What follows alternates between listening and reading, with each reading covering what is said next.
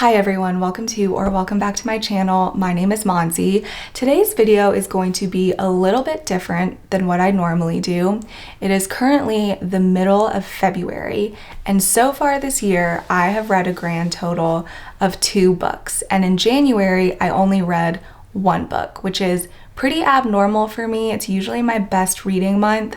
For some perspective, last January I read 12 books, but I don't know what it was. I wasn't really in the reading mood last month. I was more drawn to other activities, other hobbies. I picked up the guitar. That's actually the one habit that I really want to instill in 2025 is consistent guitar practice. I was running a lot. I flew out to California and I ran my very first trail half marathon. I've been skiing. We had friends come and stay with us, and I've been playing a lot of online board games. It's honestly embarrassing how much time I've spent just every time I come home. Online, board games arena, here we go. So yeah, haven't really read that much. And usually I would wait until I had like enough books to talk about before I did any kind of reading wrap up.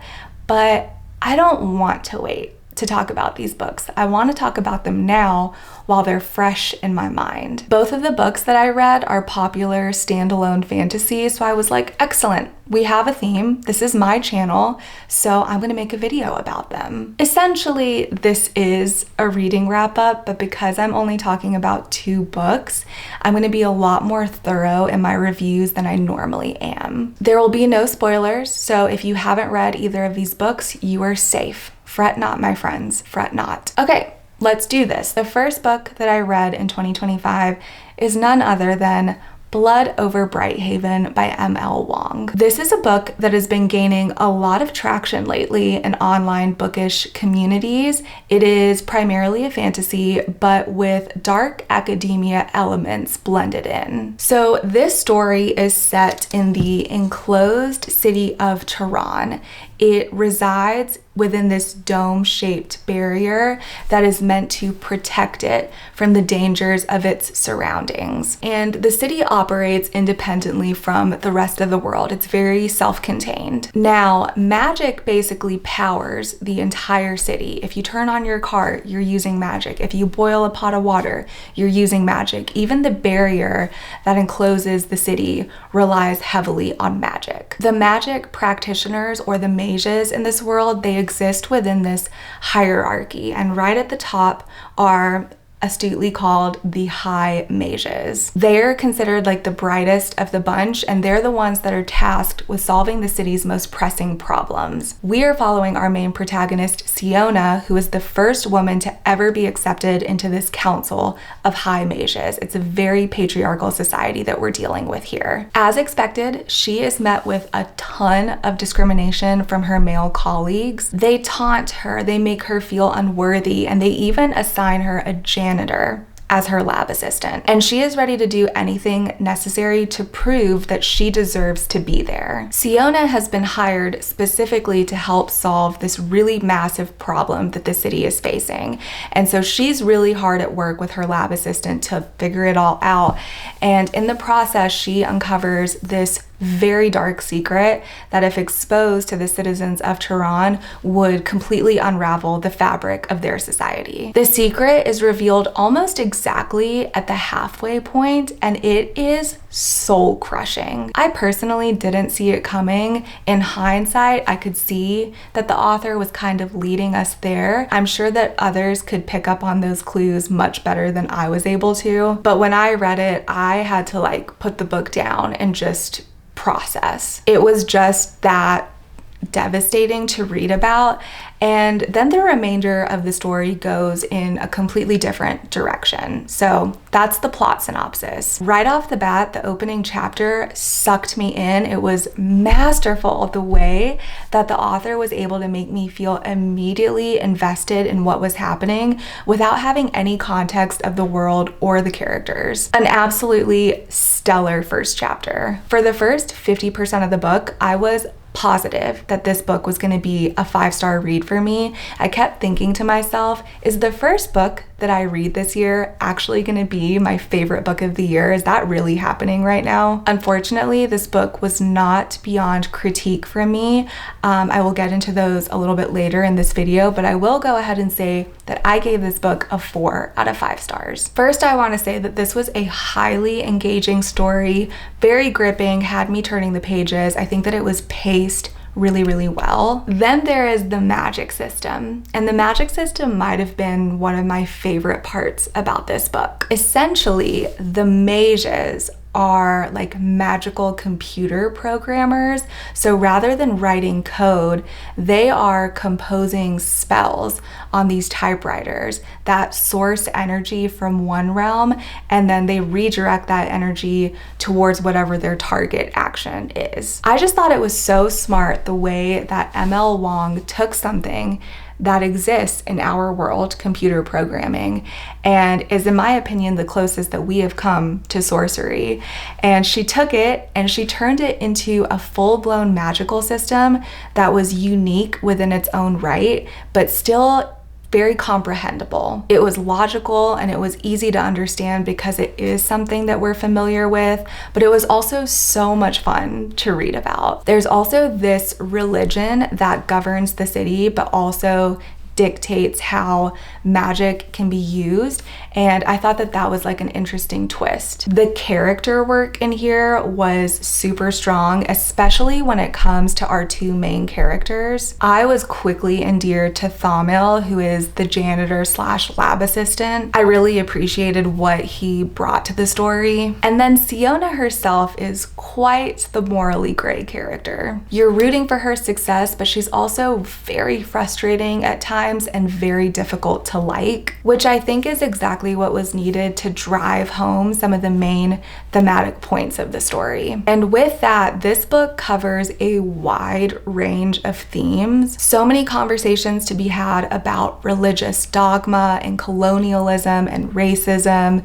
and the patriarchy. This would make an excellent book club pick. I read this at the same time as my partner, and we ended up having some really great discussions about all of these themes. So I would highly recommend picking this book up alongside someone else. Back to the themes, I specifically loved the exploration of intersectionality within the story. As we know, Siona is met with a lot of sexism and misogyny throughout, but she also harbors her own prejudices towards people that are different from her, and she even acts on them at times. So it's just really interesting to see that duality within her. It really highlighted how someone can both be oppressed and also act as an oppressor. Now for a couple of my cons. In the latter half of the book, after the big midway reveal happens, the author gets very heavy-handed with some of her social commentary. Everything was so on the nose, and I just wished that the author had left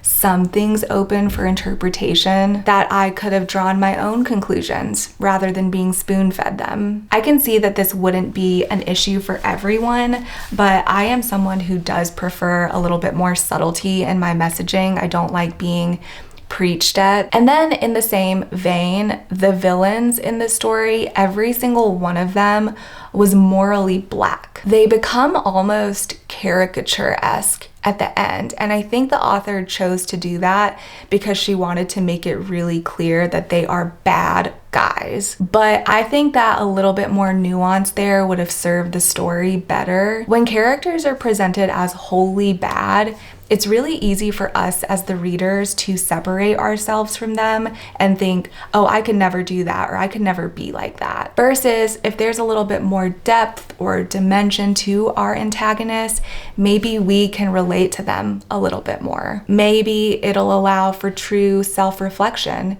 to acknowledge the parts within ourselves that we don't love, some of the biases that we have, because if we can't recognize them, we can't challenge them, and we can't change. I would say that those are the 2 biggest critiques that I had of this book. I do want to say that I was really happy with the ending of this story. Endings are really important to me. I would always choose a book that starts off poorly and ends really strong over the opposite. The ending in this one is really messy. Everything does not wrap up neatly, and that's how it should have played out. It was very realistic, so I think the author did a great job with that. And yeah, I highly recommend this book. I think that it's amazing what ML Wang was able to accomplish in 400 pages with just like the magic system and the world building and the character development. She is very clearly a talented author, and I cannot wait now to pick up Sword of Kaigen. So that's Blood Over Brighthaven. Definitely go and check it out. Moving on to my second book of the year, I read The Lost Story by Meg Shaffer. Now this is a very different type of story than Blood Over Brighthaven. This is a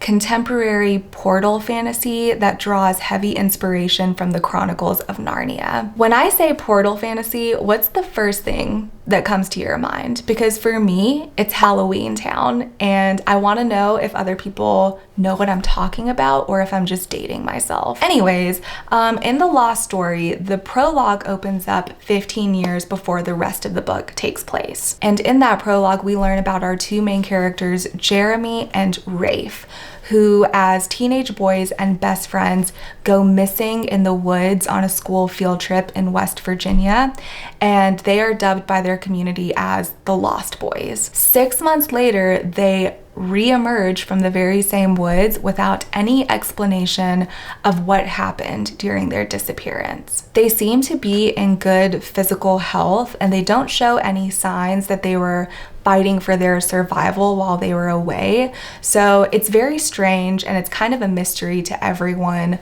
what went down. Fast forward to present day, these two best friends are now estranged from each other, and they have been ever since this incident. One of them, Jeremy, now works as like this famed missing persons investigator. He has this really uncanny knack for finding lost people, specifically girls or women. He gets approached by our third main character, Emily, who is asking for his help in finding her lost sister who has been missing for a very long time. Initially, Jeremy refuses, but then Emily tells him that her sister went missing in the exact same area that Jeremy did all those years ago, and that is enough to turn the tide in her favor, and he agrees to help her. But he tells her that he requires the assistance of his old friend Rafe, who he hasn't spoken to since their disappearance 15 years ago. And we have no idea why these two best friends haven't spoken in all these years, and why all of a sudden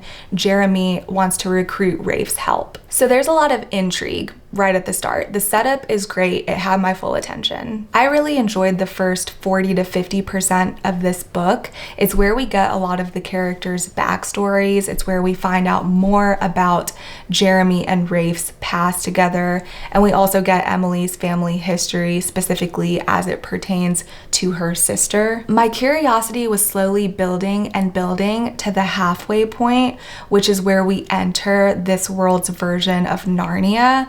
But it was at this point where the story kind of lost me, which is sad to say because there was so much promise here and I really wanted it to work for me. First off, our characters are supposed to be in their 20s and 30s, but the second that they step into this fairy tale realm, it's almost like they revert back to teenage versions of themselves. And it's jarring because the first half of this book reads like an adult novel, and then it almost switches to feeling like young adult verging on middle grade, which is really not my thing. Some of the relationships and friendships also weren't very well developed. My favorite by far was Rafe and Jeremy, but Emily and her sister, for instance, I didn't really see a connection between them. Like, of course, there's that blood relation, but I wanted to see more of a bond between them through conversations and interactions, and we didn't really get that. And I really feel like we needed their relationship to come off as strong,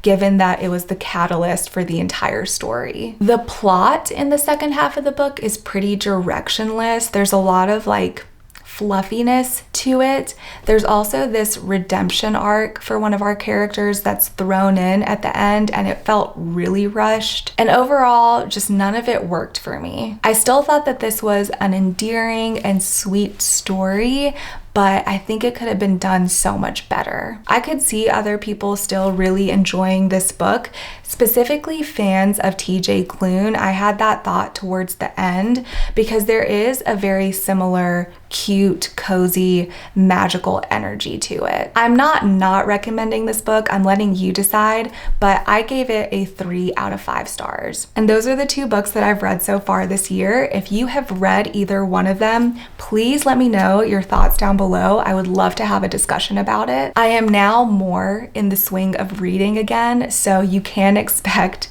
future reading wrap-ups to be a little bit more robust. And that's all that I have to say for now. Thank you so much for being here. I hope you're all doing well, and I will see you in the next one. Bye.